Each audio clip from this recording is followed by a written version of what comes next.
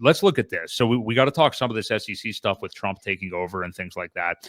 So in terms of the SEC versus Richard Hart case, obviously we are still here. We are January 15th. A lot of people probably would have thought that we'd have had something about the motion to dismiss from Judge Carroll by now. We still don't. I said last week I would be shocked if we didn't have it like by the end of this week, because we're just getting so close.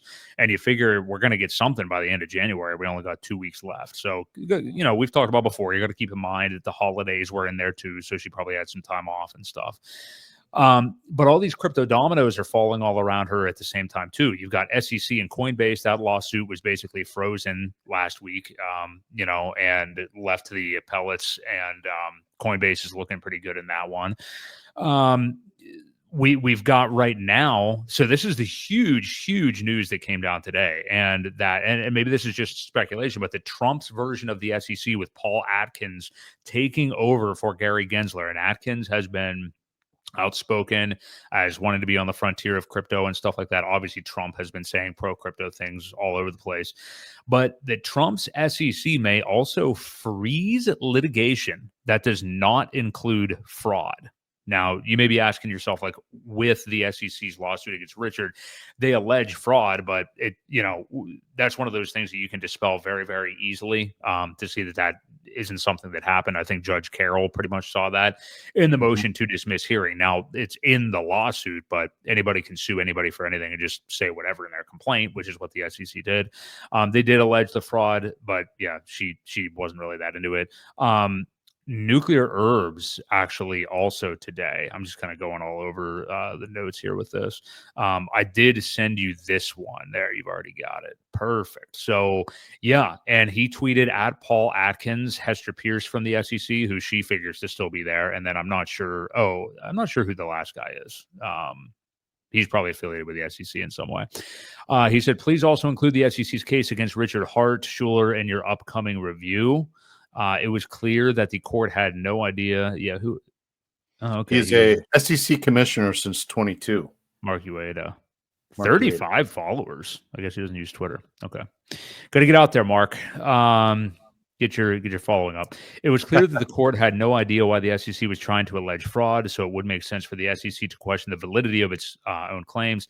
Thanks in advance. The entire transcript of the hearing is pinned at Pulse Chain FDN. But yeah, there is the headline. Trump's SEC may freeze litigation that does not involve allegations of fraud. So could the SEC be looking at I don't want to say bigger fish to fry? You know, this is a personal lawsuit against RH, but you've got a Coinbase one out there. I can't keep track of them anymore because, as you know, I mean, they just throw them at everybody. There was a Uniswap one at one point. They just sued Elon Musk for some shit. Despite Richard Hart heeding warning to Elon, I saw a couple of years ago when this deal went through.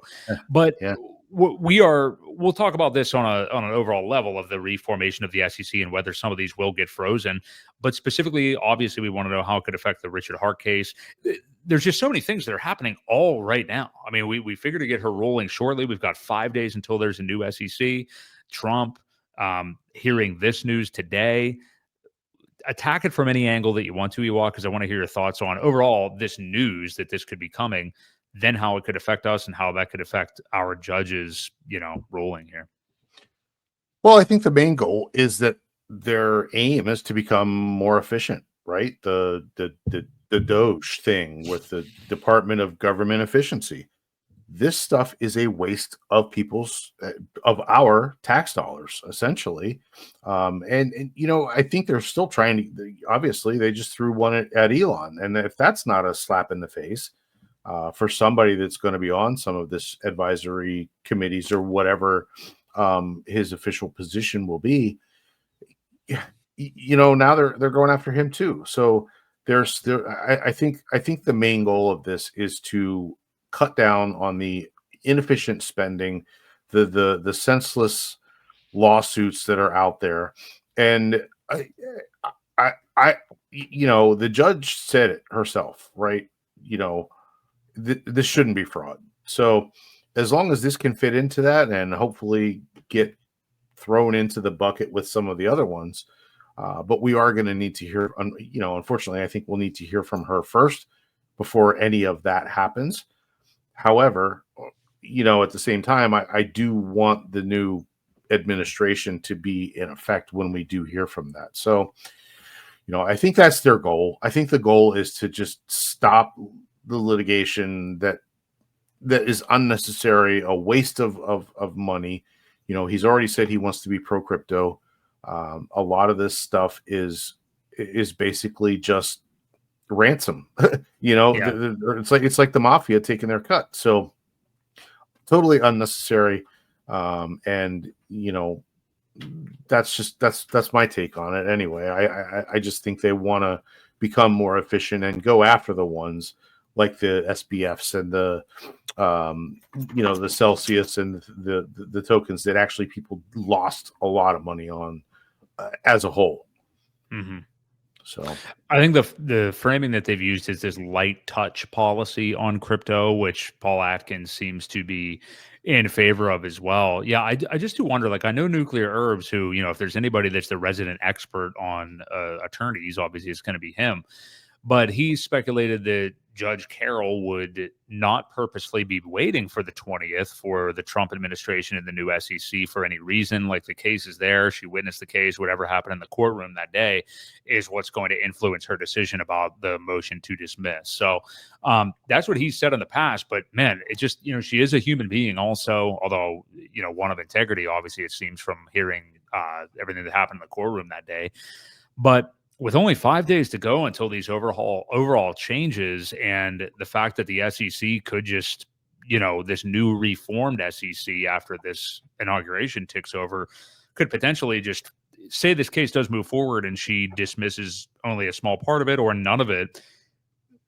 It may be moot anyway. It may just get frozen anyway. right. And at that point, none of us, or a few of us, I think, have really been worried about the SEC in terms of how this ecosystem will price perform, because they just don't really hold that much, even with Gensler in there. I mean, they're getting their asses whooped everywhere they look. So, I mean, they really don't hold that much weight in terms of affecting anything that negatively.